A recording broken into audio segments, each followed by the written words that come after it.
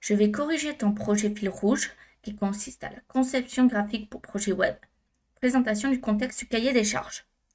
1. Présentation de l'entreprise à l'origine du besoin. Champagne Eco est une entreprise familiale de vente de champagne de luxe depuis plus de 20 ans. L'entreprise dispose de plusieurs boutiques en France et souhaite à présent évoluer en proposant la vente en ligne. Contexte et besoins. 2. L'entreprise fait appel à vous pour maqueter leur site internet. Le directeur vous a fourni leur charte graphique. Le site se devra de retranscrire l'image, l'identité de la marque le plus fidèlement possible. Le design doit être clair et épuré, représentatif de l'univers de luxe. Il sera nécessaire d'utiliser des images libres de droit pour vos maquettes. Exemple de site à images libres de droit, donc des sites, des banques d'images, précisément. Alors pourquoi on prend des images libres de droit? Tout simplement sinon on s'approprie le travail d'une autre personne et ce n'est pas légal. En plus de vouloir une présence en ligne, le directeur vous a parlé de l'enjeu principal de son site. Il souhaite promouvoir sa marque et permettre des livraisons partout en France et notamment à l'étranger.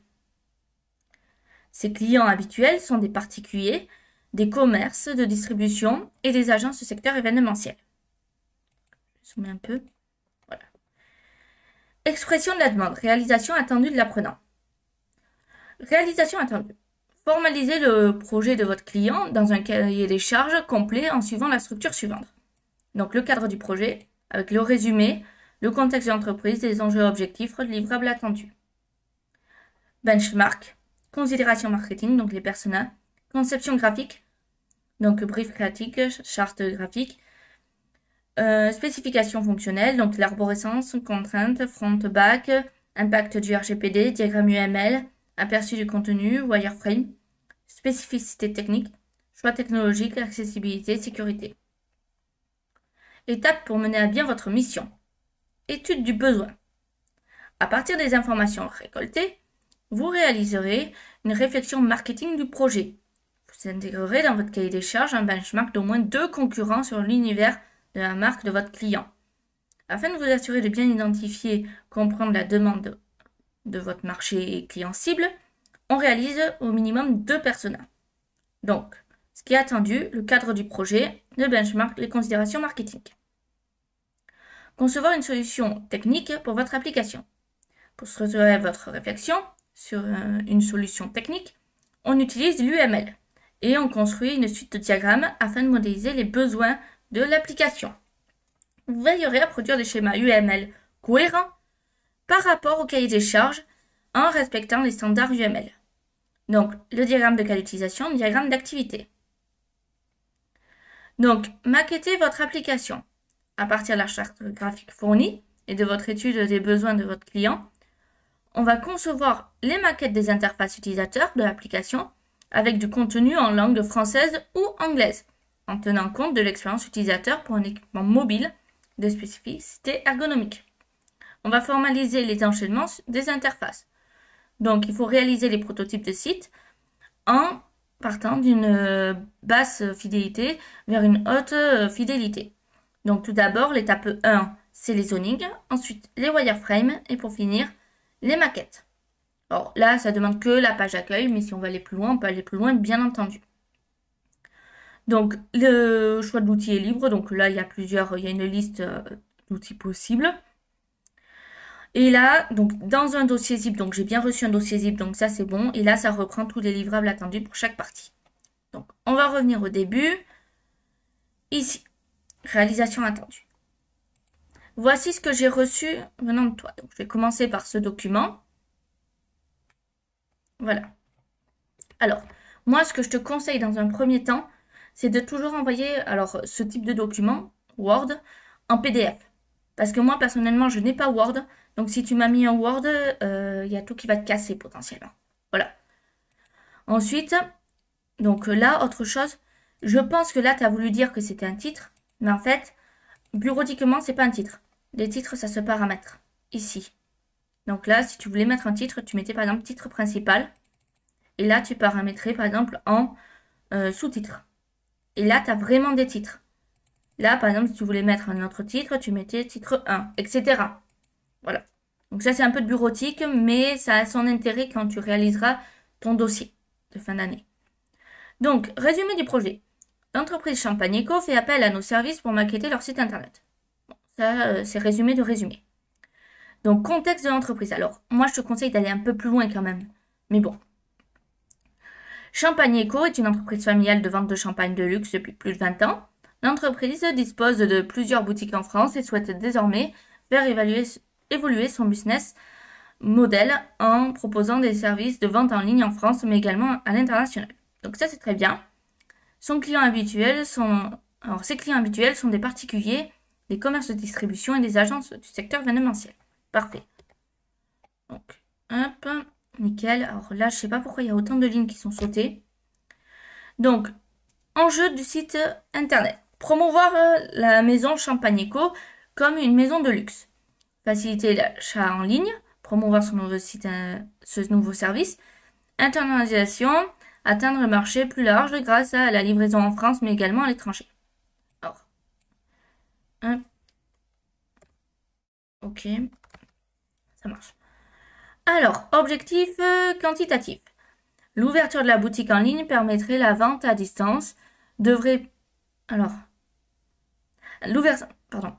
de la boutique en ligne permettant la vente à distance devrait permettre d'augmenter les ventes de bouteilles de champagne autant sur le territoire français qu'international. Alors, fais attention aux doublons.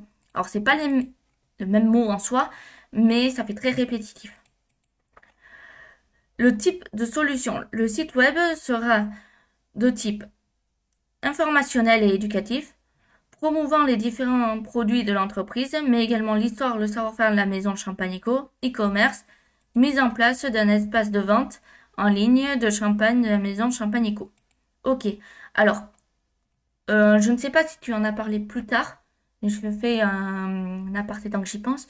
Pense aussi aux réglementations obligatoires, par exemple le RGPD, etc., mais également au fait de signaler que la vente d'alcool, quel qu'il soit, est interdit aux mineurs.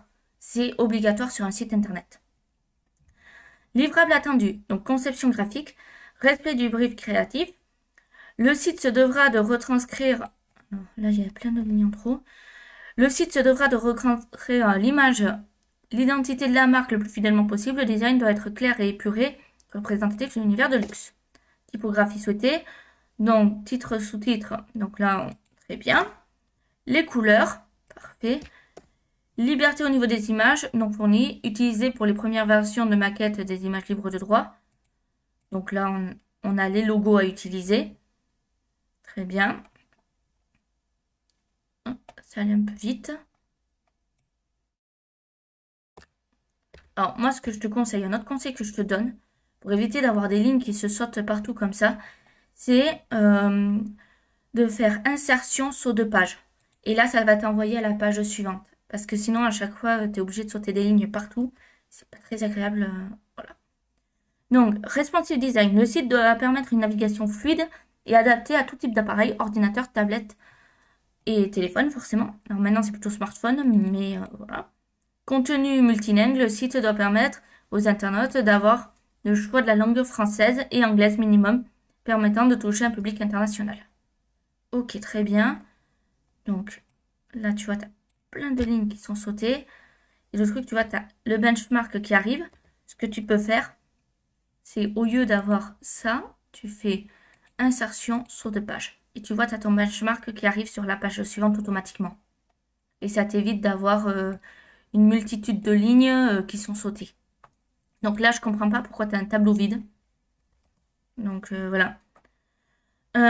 Considération marketing. Pour ce projet, nous avons créé deux personas. Un profil orienté B2C, Margot Laurie, et un profil orienté B2C, Baptiste Grenier. Ok, bien. Alors, hop, là aussi, par exemple, tu pouvais faire un saut de page, si tu voulais, pour avoir directement tes personas en dessous. Alors, hop. On est à quelle page? Ça dit sur 8. Très bien. Margot Laurie, donc, elle a 38 ans. Alors, fais attention, parce que là, alors, beaucoup font cette faute. Mais quand on écrit en français, en fait, regarde, là, tu as écrit juste, tu as mis un espace avant les deux points, un espace après. Donc, ça veut dire que si tu avais un mot après, tu l'écrirais comme ceci. Voilà, c'est juste une petite parenthèse au niveau de la ponctuation française. Donc là, en fait, il faut que tu mettes un espace à âge, tu vois, et un peu partout. Donc, femme, revenu 8 000 € par mois, elle a les moyens. Paris, France, architecte d'intérieur, très bien. Très bien, elle est organisée, rien.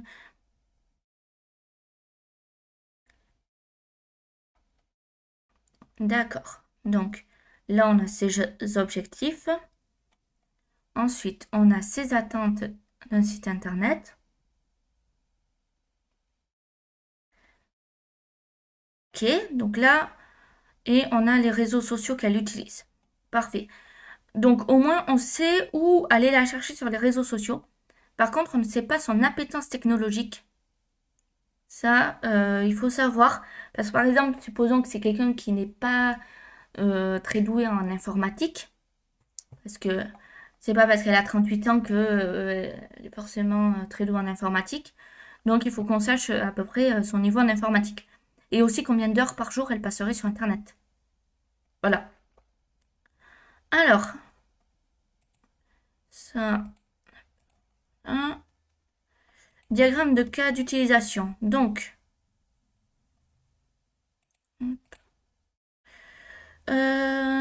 système de vente de champagne, champagne éco, scénario, achat de vente en ligne, acteur principal.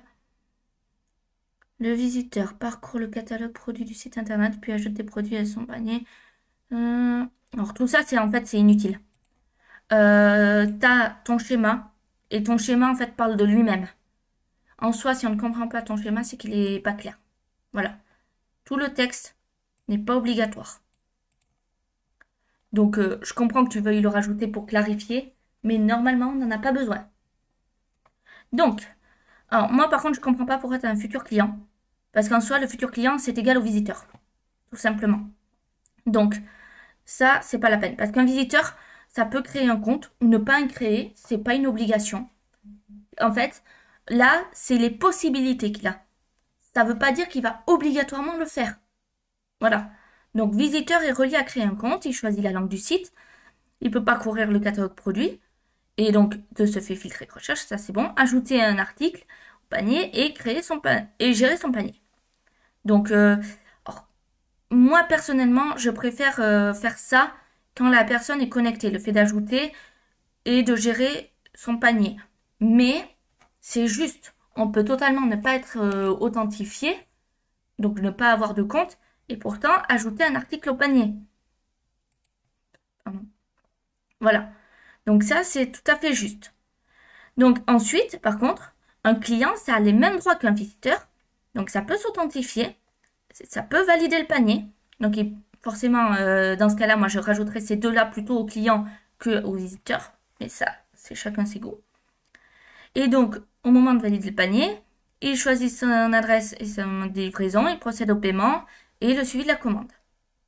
Alors, je rajouterai directement un trait sur le fait de suivre la commande parce que une fois qu'il a payé, il pourrait quand même suivre sa commande. Voilà. Donc ça, c'est bon. Et là, on a quelqu'un d'autre, donc. Ok. Donc lui, il habite hors de l'UE, très bien.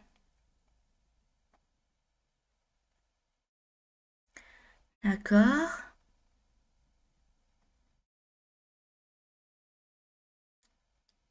D'accord. Donc ça, c'est bien. Alors, par contre, note bien que dans certains pays asiatiques, il y a des réseaux sociaux qui ne sont pas disponibles. Parce que, bon, voilà. Je vais pas dire les mots, mais voilà, c'est très réglementé, on va dire. Donc, vérifie bien que le persona que tu cibles ait bien accès à ces réseaux sociaux. Il faut aussi son appétence technologique, toujours. Et combien d'heures il passerait sur les réseaux sociaux. Voilà. Donc, ensuite, on arrive. L'acheteur. Alors déjà, c'est pas un acheteur parce que si, en fait, si c'est possible en soi, oui. On va dire que l'acheteur ou le visiteur, comme on veut. Mais t'as pas besoin en fait en soi de mettre acheteur. Le point, c'est le visiteur en fait. Il accède au CID, donc il valide. Alors là, j'ai pas compris. Validation, majorité quoi? Ah d'accord, ok. Il valide qu'il est majeur. Ok, très bien. Donc, si oui, il peut continuer. Sinon, ben, c'est pas un abandon en fait. Il est carrément sorti directement du site. Donc là, il peut choisir la langue, français ou anglais, très bien. Accès à la page d'accueil qui est traduite. Accès à la page e-commerce. Donc, il recherche un produit. Il consulte les produits. S'il ne choisit pas le produit, donc non, il peut rechercher encore des produits. Il peut ajouter au panier. Alors, à partir de là, ajout au panier, bah, il faudrait quand même qu'il puisse, s'il veut ajouter d'autres produits.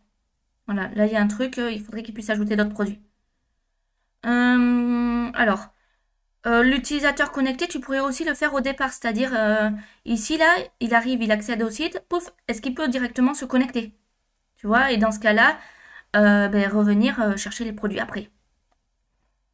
Donc, ok, donc non, il crée un compte, or pas obligatoirement. Si s'il n'est pas connecté, il peut juste se connecter en fait. Voilà. Donc vérifier, ok. Suivre les informations, donc commande validée, donc oui, dans tous les cas il sort. Très bien. Hop, donc ça va arriver après, donc c'est dans le dossier. Donc voilà, quelques petites corrections à faire sur les diagrammes, mais sinon c'est pas mal. Donc le zoning. Alors, le zoning, alors ça doit être fait sur papier, je le précise. Ce n'est pas sur ordinateur. Donc là, ton zoning n'est pas faux en soi parce que tu n'as pas mis de grosses, comment dire, informations. C'est-à-dire, tu as juste écrit produit, contact, etc. Donc, c'est juste. Mais normalement, c'est un brouillon papier, c'est bien précisé. Donc, logo, barre de recherche, compagnie. Ok.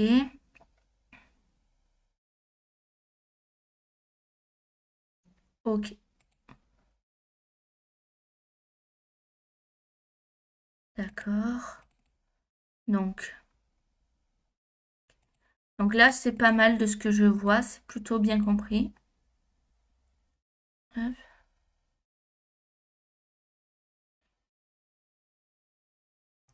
Donc, oui, comme je l'avais dit, j'ai pas vu la partie RGPD, etc. dans le document que tu as envoyé. Donc, pense-y parce que c'est très important. Donc, les points de vente. D'accord. Ok, très bien. Donc, le zoning, d'accord, mais pense que ça doit vraiment être fait sur papier. C'est-à-dire, le zoning, c'est la première réunion en fait que tu as avec le client. Et c'est là où tu vas essayer de lui tirer les verres du nez, pour faire simple. Tu vas essayer de comprendre ce qu'il a dans la tête. Donc, c'est très compliqué à faire, mais tu vas lui demander concrètement ce qu'il veut. Et tu vas dessiner en fait. Et tu vas lui dire, est-ce que là ça vous convient plutôt si je mets le logo en haut à droite? Et il va te dire, non, moi je le veux en haut à gauche par exemple. Tu vas dire, ok, alors dans ce cas-là on recommence. Ça, on jette et on recommence. Jusqu'à ce que ça convienne relativement bien au client, voire que ça convienne totalement. Et à ce moment-là, tu lui fais signer le zoning. Une fois que tu as signé, c'est acté. Et là, les brouillons papier, tu vas passer au wireframe. Donc dans un logiciel. Voilà, c'est ça la différence. Le zoning, c'est du face-à-face. Le wireframe, tu n'es plus obligé d'être en face-à-face avec le client. Tu prends le zoning, tu le reproduis au propre en fait. C'est reproduire au brouillon au propre, rajouter les mots. Par exemple, au lieu d'avoir juste écrit navbar, tu vas avoir écrit accueil, contact, etc. Et tu envoies ça au client et tu lui fais valider. Si le client dit non, non, c'est pas du tout ce que je veux, tu lui dis, hé, on a fait des zonings, vous avez signé. Donc nom, prénom, voilà, des coordonnées, etc. Donc, c'est acté. Si vous voulez que je refasse, vous repassez à la caisse en fait. Voilà. Donc, maintenant, wireframe. Hop. Alors, là je vais zoomer par contre. Donc, alors là, oui, tu pouvais laisser logo si tu voulais, t'es pas obligé de... Mais, ok. Donc là, c'est bien. D'accord. Très bien.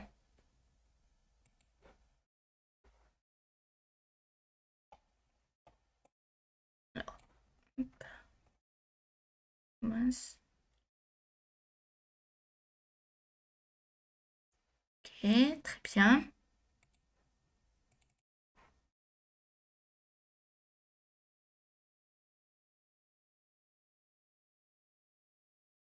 Bon, j'ai l'impression que tu as bien compris pour le wireframe, donc je vais m'arrêter là. Je vais regarder la maquette maintenant. Hop. Donc, alors là par contre, je vais dézoomer un petit peu. Encore. Voilà. Donc, or,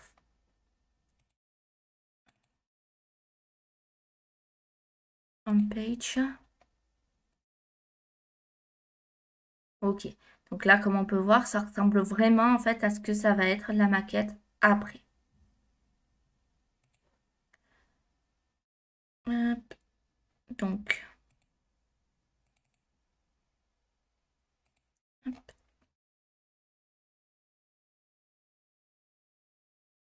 Très bien.